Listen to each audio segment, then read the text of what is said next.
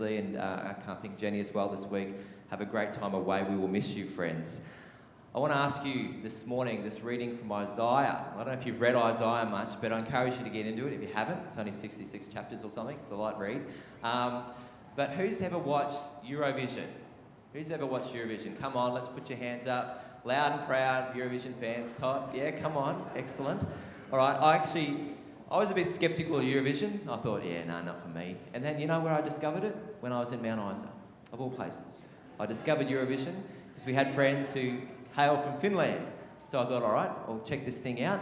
And I've been pretty much a fan ever since, all right? I don't know if you're a fan. But it's currently on, and it's on in a place called Turin in Italy. I don't know if you've been there before, a place called Turin. I don't even know if it's wrapped up. It's in the finals, the last 25. Who knows if it's wrapped up or it's wrapping up today? It's wrapped up. Who won? Ukraine won. Gee, there's a political statement, all right? I'm sure it wasn't rigged, all right? I'm sure it wasn't rigged, all right? All we know is that Russia wasn't going to win. That's what I knew for sure, okay? But when Eurovision's on, we used to get dressed up for parties. Who has ever done that before? You get dressed up in your hilarious outfits, wearing a curtain over your face and all that sort of stuff, you know, as the Australian did, you know, good guy. But it's just such a celebration of music and art and culture in many respects, and costumes. It's just such a celebration of humanity in different ways. So many varied performers and performances, all right? Australia was in the grand final. Do we even place at all in the grand final? Does anyone know? Okay. Australia, the long-lost member of the European Union. Did you know that? I'm not even sure what that's about, but that's okay. We're in it. I'm not sure what the rest of the world thinks. You know how I spoke the other week about Australians wanting to be the best at everything? I think on a national scale, we just have FOMO, don't we? Fear of missing out. At the bottom of the world, let's join in Eurovision. Because we want to be part of Europe, don't we? At some stage, surely. But I want to ask you, friends, how many music genres are out there, you reckon? Because when you look at Eurovision, there's lots of music styles that are put forth to the world stage, lots of costumes. But how many genres of music do you reckon are out there? How many genres? Anyone? Give me a figure. How many? 2. What's that, Ross? Country and Western. All right. Now, I wouldn't be concerned about that ill-informed perspective, but he is a music teacher, so now I'm very concerned. That's okay. Spotify, if you believe Spotify, they reckon there's 1,300 genres of music. 1,300. 1,300, right? There's another platform, Every Noise at Once. They've mapped out 1,505 genres of music, all right? 1,505. Peculiar ones include Norwegian hip-hop. Norwegian hip-hop, all right? If you're interested in starting a club, centred around Norwegian hip-hop, let me know. There's a mission opportunity there. Swedish reggae. Swedish reggae? What do you reckon? Those blonde-haired reggaes. Spanish punk. Come on, Spanish punk. More common, we know, blues, jazz, country, dance, K-pop, J-pop, classical, easy listening, alternative. 1,300 genres of music. What's the best one, you reckon? I opened the door, didn't I, really? Yeah. Well, yeah, I think solo trombone more importantly, but that's fine. I saw a movie a couple of years ago, this movie called Trolls World Tour. Anyone seen that? Trolls World Tour. In the movie Trolls, this is a genre of music that they say pop, funk, classical, techno, country and rock. And this idea of music as this medium that unites all the trolls, right? This is what music does. It unites all the trolls. But the rock and roll trolls thought that they were the leading genre and they were the ones who were going to unite everyone. And so they absorbed all the others, because it was all about rock and roll, all right? That was the focus, all right? And we know there's been was there a recent passing? Oh, I saw an ACD documentary, that's right, this week. It wasn't a recent passing, it's all right. Lateral thought, forget what I just said. So they thought that rock and roll would unite, and to the detriment of all other genres, rock and roll was going to absorb it and all the others would become subservient, which was actually counterintuitive to the heart of music, when you think about it. Because the strength of music is the diversity of music. And the diversity was seen as the greatest strength in the end, in the movie. It kind of comes full circle. That music is regarded as this medium, this art form that essentially brings unity and fosters, for many people, meaning within humanity. Music is a great gift that God has given us to kind of extend and break down borders, and I think that's what Eurovision is about in part. And it's the only activity, I may have shared this before, that activates all areas of the brain. So music's pretty important to humanity. It's a God-given thing, and the Bible echoes a lot of that importance with music in worship. The Israelites, they were experts at worship. I think if was Israel in the top 25? Back then, in the ancient world, Israel probably would have run Eurovision, quite a lot. Okay? They were experts at worship, music, these cultic ritual practices in a gathered setting. And the focus, though, for Isaiah, a lot of his prophecy, the focus for Isaiah was when he's speaking into Judah and speaking into the northern kingdom as well, that for the Israelites, worship had become sort of about what they were doing. The focus had become about what they were doing, how it made them feel, how it esteemed them in the eyes of others even. It became like a self-proclaimed witness, how it enabled them to harness power and influence. The ritual activities for the Israelites in some ways had become self-serving in and of themselves. And much of Isaiah's critique, if you read it, was that any ritualism that doesn't involve genuinely repentant hearts, obedient hearts, any form of worship then is meaningless without those things. The goal that all that God has done on earth, friends, is that we might have a relationship with him and that we worship him. That's the goal of all that God has done on earth, that we might have a relationship with him and that we might worship him. From the beginning of Isaiah and up until the very end of the book itself, the central problem of humanity is self-exaltation. Self-exaltation. We try to solve our problems, the frailty of our humanity, by lifting ourselves up. Okay? And when we do this, when we exalt and elevate ourselves, we actually deny God and we diminish others when we do that. In the landscape of Scripture, if you're to read it all, we see that worship is what it's all about, all right? In verse 22 and 23 of this chapter, the most referenced book in the Old Testament is Isaiah. The most referenced book that's referenced by Jesus in the New Testament is this book of Isaiah. Isaiah is full of many themes and literary genres, more than any other Old Testament book probably. And it focuses on the nature of the character of God. It focuses on sin and our sin nature, salvation, servanthood, and the Messiah. But the key theme of Isaiah, and it's echoed here in chapter 26 and verse 22, the key thing above all else is worship. From one new moon to another, and from one Sabbath to another, all peoples will come and bow down in worship. Bow down in worship. The Hebrew word is Hawa. Bow down and worship. Bow down before me, says the Lord. If you were to go on to the very end of the chapter, it talks about the consequences for those who don't. That's another sermon for another day. About 2 years ago, I got a book, and I think it was... Actually, that wasn't given to me. I heard about this book from a friend, and then I went out and bought it myself. And it's a really easy read, and I may have promoted this before, but it's called 52 Hebrew Words That Every Christian Should Know. 52 Hebrew words that every Christian should know. It's a small book. It's like a page per word, and it's a guy who's he's not so much formally qualified as a theologian, but he is. Like he's kind of steeped, he's dedicated his life to the study in some respects. And he's captured these 52 Hebrew words. Some of them are extra biblical words, but many of them are contained in the biblical text that every Christian should know. And Hawa is one of them. Hawa, this idea of worship, bowing down before God. Not only Isaiah, though, when you consider the book of Exodus, if you've ever read that one, it focuses on God's chosen people being freed from captivity and established as the people of God. This book of Exodus, and so much of the meaning of the Israelite nation is hindered around this idea of freedom and being released from captivity. But how does Exodus end? I don't know if you've ever read to the end. How does it end? They're freed, but how does it end? How does it culminate? Where were they actually headed, the Israelites, from their captivity? Where were they headed? The Promised Land. They were headed to the Promised Land in Canaan. It actually doesn't end, though, with them arriving. It's interesting. The book of Exodus does not end with them arriving in Canaan in all, in chapter 40. It ends with them being camped around the tabernacle and worshipping to the glory of God, and the glory of God filling the tabernacle. The blessing of Canaan, the Promised Land, wasn't the point. The blessing of Canaan, the Promised Land, wasn't the point. This destination, and for many of us, we have a destination in mind of our lives, maybe a destination for today, this week, next month, our lives, all right? The destination in Exodus, in terms of what they thought, wasn't the end story. This chapter in Exodus, I think, is meant to help us realise that we're freed into the worship of God wherever we are. Whether in the desert or whether in the promised land, we're freed into the worship of God. The promised land is just a means to an end in some ways, and the end is already announced. Worshipping, following God.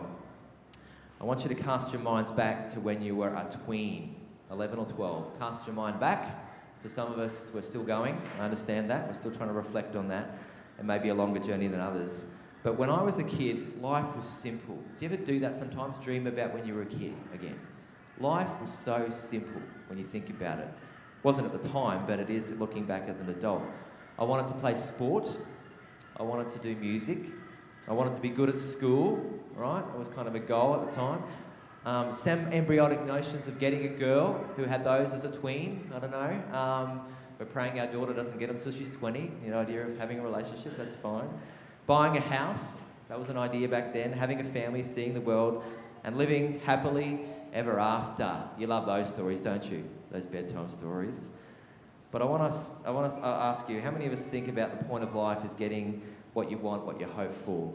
Getting to the promised land, the place of safety, of significance, where we feel that we've arrived and we feel comfortable. We can sort of sit back and reflect on what we may have achieved. The bucket list is ticked off. Who has a bucket list? Anyone? I encourage you, if you don't have one, to have one. It's good. Have some goals. Have a bucket list, all right? I ticked one off this weekend, going to Magic Round. I guarantee you, it's not quite as magic as it sounds, all right? It's good, all right, it's good, but wasn't a great day yesterday, praying for the Cowboys today. But ultimately, friends, the point of life, and I think you know this, is not about the blessings. They may come and go. Our lives can still be simple, just like that of a child or a tween. We tend to complicate them. And we actually crave rhythm. We're going to talk more about that in the future with Sabbath, but we actually crave rhythm. And the importance of having rhythm in your life centered around worshipping God. Because life is about worshipping God wherever you are, whatever circumstances you find yourself in. And Exodus ends the same way that Isaiah does, this worship of God. God's people encamped, homeless in some respects, but bow down, worshipping in the presence of God. Encamped, homeless, but worshipping God. Revelation. I don't know if you've ever read that book before. But when you look at the very end of the Bible itself, in the book of Revelation, what do you think Revelation's all about? It's about worship. It's about worship. John's God-given vision for how the churches at the time needed to reorientate themselves to the worship of God as the primacy of their lives, commending certain things but actually condemning other things in John's vision. John's vision of how the transcendent, this divine reality of God's kingdom in the most fullest sense, and it kind of transcends life and experience itself, but at the same time, we connect with this transcendent reality, and creation and this idea of transcendent kingdom become one as we worship God.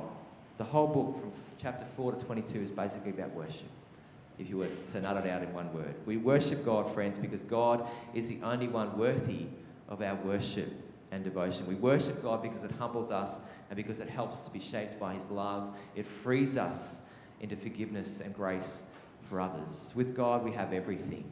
I don't know if you know that or believe that. With God, you have everything. Without God, everything is nothing.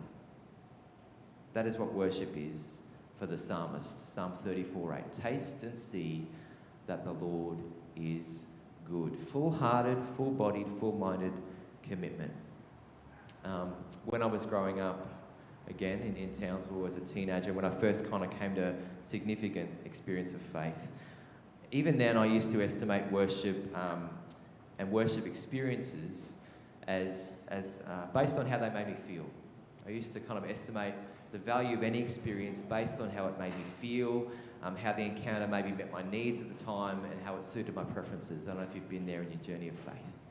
So that when I walked away, I thought, what was that like? And it was, good or indifferent for all of those reasons.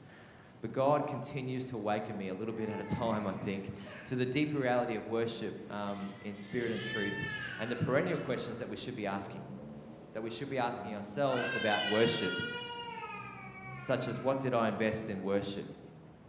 Did I bring honour and glory to God with my sacrifice of praise and service? Not so much this idea of consuming an experience, but actually investing and creating an experience in a collective way.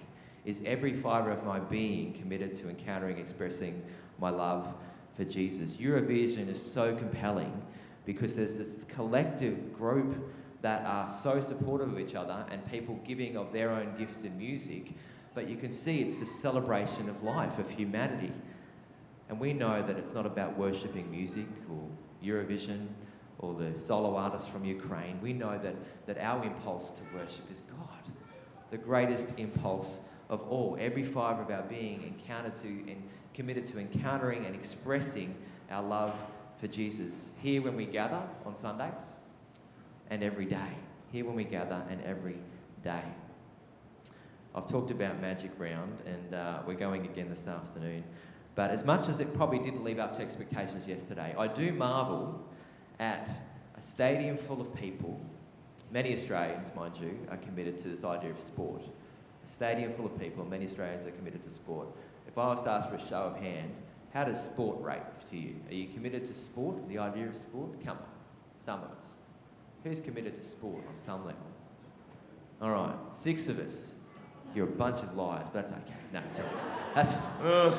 But I'm overcommitted to sport, clearly. I'm still hanging on the loss from last night. But the sheer emotional intensity with which we buy into a bunch of 13 players running back and forth, tackling, passing, and kicking a ball around. You know, I've got some questions for Jesus when I get there, ultimately. But Jesus is probably going to ask me, what's the go with sport? Why are you so invested in a bunch of guys throwing a ball and kicking it? And you know what? I've really got no answer. I don't know. I'll blame it on my parents or something. I'm not sure. But the passion that we express and the devotion that we show, the anger at an umpiring decision that doesn't go our way, because clearly it's an injustice, all right? The world should stop, and we should get that guy's number and give him a call after hours and explain our thoughts to him, all right? And then in that insane moment, God just says to me, get a grip. Okay, get a grip. It's okay. Friends, there are plenty of things that we should be passionate and devoted about, and worship of God is probably the number one thing.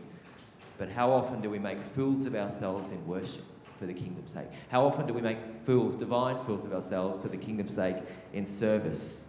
Lord, may our passion and devotion overflow for you as much as it overflows for the Melbourne Storm, maybe. Right?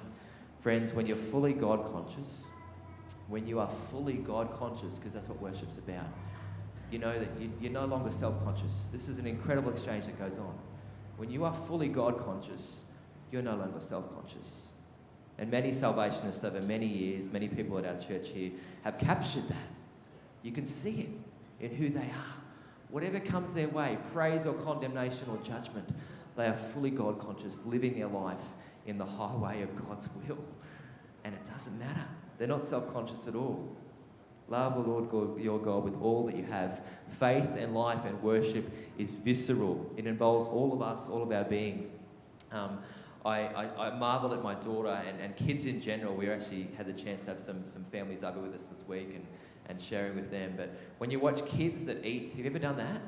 When you watch kids that eat, to be fair, some adults too, but most kids when they eat, it's this visceral experience, isn't it? They love the tactile reality of food more than the taste, I think. Have you seen that? Kids that just get messy. And as an adult, you kind of you freak out about it, don't you? You're like trying to wipe them up every 2 minutes. You know, you got it on the floor, you got it on yourself, you got it on me. And they're just having the joy of their life. All right? They're just loving, worshipping food, right? With all of their senses. So they're fully engaged with it.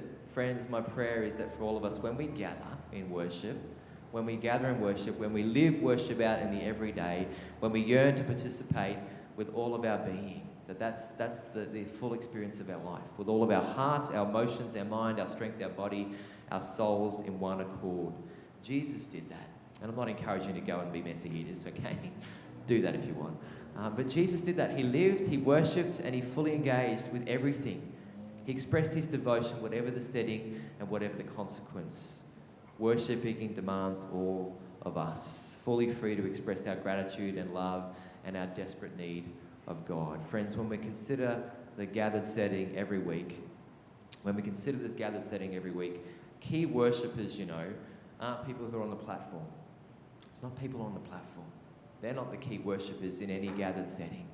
It's each of us, the congregation. It's each of us, the congregation, all of us celebrating and worshipping God in freedom, fully engaged together. And the same goes as we worship God in service, fully engaged together. I read a book a few years ago, and it was called, I think, the Four Walls of Worship. Actually, it wasn't called that, but it was that's what it included, I think, the Four Walls of Worship. And in a Protestant tradition, this is not a new idea. So it's a pretty established idea. And when I come to worship in a gathered setting, this is pretty much what frames my mind now. They talk about the gathering, that the part of worship is the gathering, that we connect in the gathered way. It's the gathered community. Part of worship when we come together is the opening of the Word, that we would share truth, that we would share the reality of who Jesus is together. We gather, we share the Word. A key part of worship, though, is the response. How do we respond to that? With our lives, with our moment in time as we are here? And how are we sent? What are we going to do as we go? So for me, those four walls pretty much frame my idea of worship, all of that I am. And when we gather, when we share the Word together, when we respond and when we send, when we go, what is it going to do for us after we gather here? When we truly worship, when the depths of all of our senses are captured by the wonder of God, when the depths of all of our senses are captured by the wonder of God, life isn't senseless anymore. As you worship with all your senses engaged, God literally helps you to come to your senses, all right? As you worship with all of your senses engaged, God literally helps you to come to your senses. Friends, we are living in a time of uncertainty in many ways. So many things are changing. And history has shown us, that civilizations come and go, that wealth is accumulated and lost. Some of us may have known that experience. Systems of government rise and fall, all right? Sporting heroes change, and clubs change. People retire. Employment markets fluctuate, and our health fades over time. But what never changes is God's essence and His power. What never changes is God's essence and His power. God never fails. I'm not dead. Certainly God's not dead. In these times, and indeed at all times, friends, the worship of God needs to be the foundation of our lives. Whatever the foundation of your life is, the worship of God needs to be it. It's the ultimate point of your life, worshipping God. And how does your life actually reflect the worship of God above anything else? I want you to think about that, not only today but this week. How does the worship of God reflect, how does your life reflect the worship of God above anything else? Do you actually worship in freedom? Do you worship in freedom? With all that you are, all of your senses, and the sense of abandonment? Do you relinquish any sense of shame? Do you worship in freedom? Open to fully experiencing what God has for you, and free to express your faith in Jesus too, with all your senses, every fibre of your being. So many of us are gifted in so many ways. And my encouragement to you is, if you're an engineer, build, if you're a runner, if you're an artist, draw, if you're a musician, play. But as incredible as this gift of music is, as a key form of worship, it's not actually about musical genres, friends.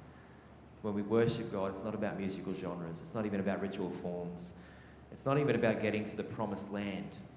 It's not even about getting to the promised land.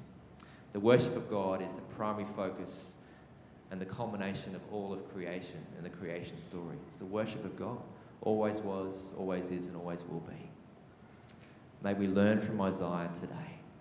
May we learn from Isaiah, this incredible prophet. May we learn from the journey and the costly detours of the Israelite nation, who time and time again had to be reorientated, brought back to this idea of worship about God. May we reorientate our own perspective today and practice, friends. May we never give up on gathering together. This is an ancient truth handed down from God. It's about Hawa. It's about bowing down. Come, let us worship. Let us bow down. Let us kneel before the Lord, our God. I'm going to invite the musos to come up. Friends, we're going to pray. We're going to pray. And as we worship, as we sing, and the music won't be country and western, I don't think, Ross. But as we sing this morning, I want to invite you to stand, and I invite you to think about your response. Your response. It doesn't have to be a response of movement, that can be it. But I want you to think about your heart's response. I want to think about your life's response. I want you to think about the rhythm that you're engaged in. And is worshiping God the central part of your existence? Is worshiping God the central part of your existence? Or are there other things that mean more? That mean more? You know, worship in a real simple sense is what you pay attention to. Worship is what you pay attention to.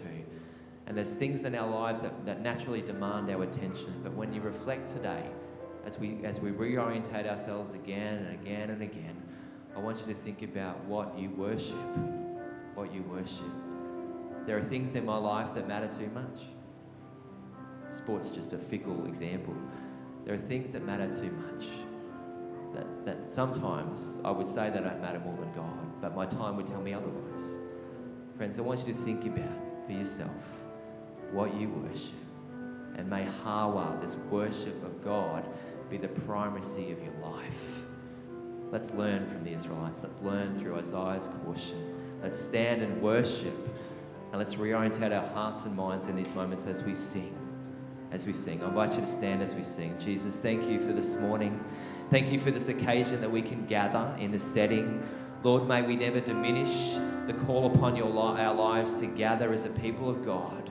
May we take hold of the opportunities. May we crave it. May we treasure it. May we embrace it with every fibre of our being. May we allow our senses to be captured by your glory. Lord Jesus, the end of the story is not the promised land, whatever that means for us. The end of the story is the worship of you. Help us to worship you, Jesus, in spirit and in truth, every moment of every day. May we have this compulsion to encounter you and to express you in freedom, in the fullness of your life. Friends, let's sing this song. Let's worship together in these moments.